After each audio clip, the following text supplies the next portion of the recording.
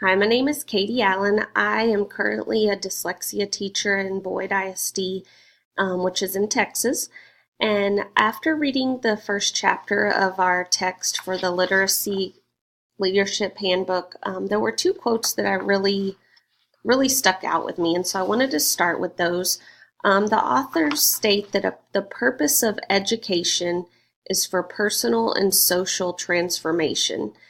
And I really believe that to be true, just as they stated. It's not only for the learners, the students, but it's also for the teachers and for the coaches.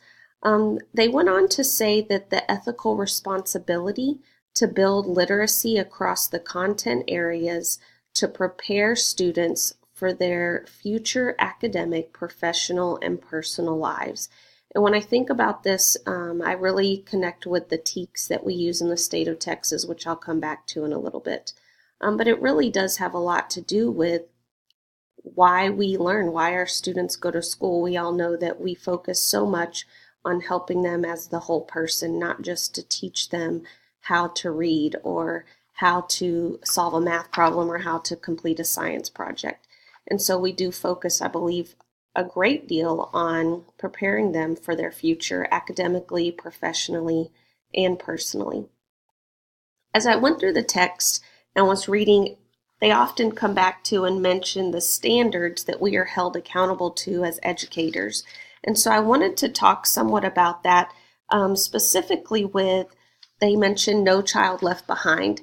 And that has, been replaced with ESSA. So I wanted to go through and compare how does that really affect literacy with learning. And so I found this website on understood.org, and it does a side-by-side comparison of the ESSA and Nickleby. And when we look at that, the left side of this page is all from ESSA, and then the right side is Nickleby. And ESSA being Every Student Succeeds Act. It says right here, when we're looking at the National Center on Reading Issues, that ESSA calls for the creation of a national center focused on literacy and reading issues for kids with disabilities. And when we look at this part right here, and Nickleby did not do that, this really does help support what literacy coaches are trying to do, especially when we all recognize and know that one way of teaching is not going to be effective for everyone. And so this does help us reach all learners, even those with disabilities. As you continue, you notice that ESSA has a literacy education grant program. Nickleby did not have those. They were defunded. And then when you skip down here to the universal design, it does endorse the approach to teaching so that all students, even those with any kind of disability, attention disorders, attention issues, where we are focused on and helping all learners learn regardless of their approach. And Nickleby did not include personalized learning. And then at the next step that they do suggest, ESSA requires parent involvement or parent input. As we create our state plans, Nickleby did not require states to do that. And so there's a great many positive things that come out of the Every Student Succeeds Act that really connects with and supports what our text says as far as literacy and parent involvement and trying to reach all learners. And so I thought that was interesting when comparing those standards to our text. An additional standard or source that was mentioned in the area that educators are held accountable to was Common Core. I teach in Texas, so we use the TEKS, the Texas Essential Knowledge and Skills. And so that was an area where I went and looked at a training. I had a training last week because the TEKS for our English language arts and reading will change next year. Our state has adopted some new TEKS, and what I appreciated about the new TEKS is that they also support many ideas that come from, or many ideas that are mentioned in our text for our literacy coaching class. And I just wanted to point out a few of them that I thought were interesting. One of the things that is mentioned throughout the new TEKS, and we're looking at grade 4 here from the TEA website. This is just the introduction, but you'll see this for each grade. If you're not familiar with the TEKS, they have the introduction at the beginning. And so they're all very similar, as there are 7 steps, 7 components to the English Language Arts TEKS.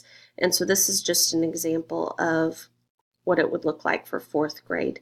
But when we look at this, it focuses on the interconnected nature of listening, speaking, reading, and writing, and thinking. And so they talk about how those are so important for any of our learners. And when you think about listening, speaking, reading, writing, and thinking, that also connects with and supports what our text is talking about, where we're wanting to be able to make sure that our learners are able to do that. When you think about the first story that was mentioned about the little boy and his mother, and how he directed her as the literacy coach, our students are doing that in our classrooms, directing us as where we need to go next with them. But these TEKS also, we have to, of course, be able to support those and use those as we are working. And so when we're looking at these TEKS, they talk about the social and academic language. If you look at the second step here, here we have the 7 strands that are going to be listed. But it talks about the need for academic and social instruction, academic and social language, to develop high levels of academic and social language. Mentioned right here. And when we think about that, that goes back to and supports what our authors of our text have stated, that the purpose of education is for personal growth and social transformation. We also look at, when we continue here, even for our ELLs, when you get down to step 5,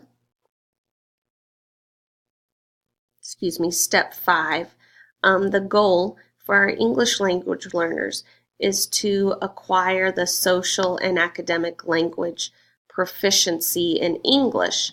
And as I looked at that, and if you've worked with ELLs before, we know that the strategies used for our second language learners are so beneficial for any learner, because if we have a student who has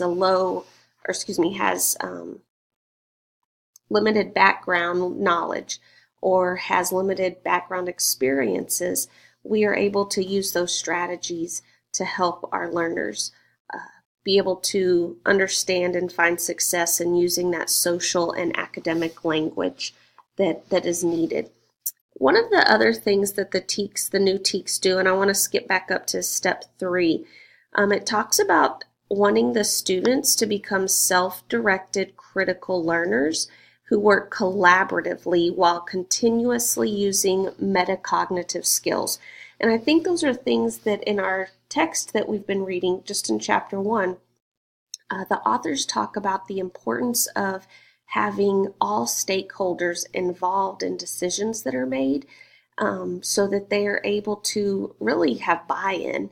And when you think about our learners, we want for them to have some self-direction and have some student choice, because we want them to feel connected to and want them to be passionate about what they are learning and what they are doing.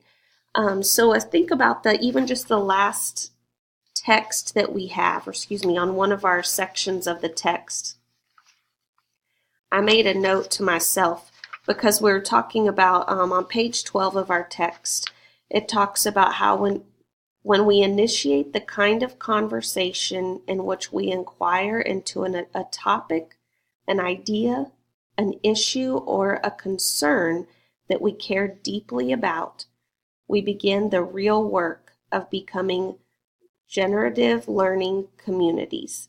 And when I think about that, I think about the people that I have worked with in my career, and they are people that share the same passion that I do. We have the time, we have the energy that is encouraging us and wanting us to work together to come up with these wonderful skills or strategies or lessons to help our learners become successful or understand something.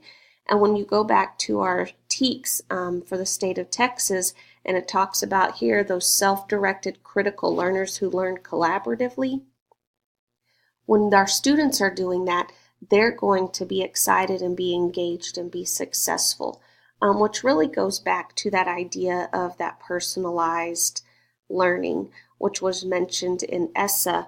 But when we go back to our standards and when we go back to these ideas of reaching our learners, we need to be able to reach them, but we need to know what they need. Just like the little boy at the beginning of the text, he was able to guide his mom, who was also happened to be a literacy coach. He's able to guide her in what he needs. And so I'm excited and look forward to finding ways that I can use these practices with my school, with my staff and my students, even my own children who, even though they're in middle school, I hope that there's some ways that I can use that as well. I'm curious to know if you all are also in the state of Texas and what other standards you are required to use, specifically with literacy, and I look forward to watching your videos.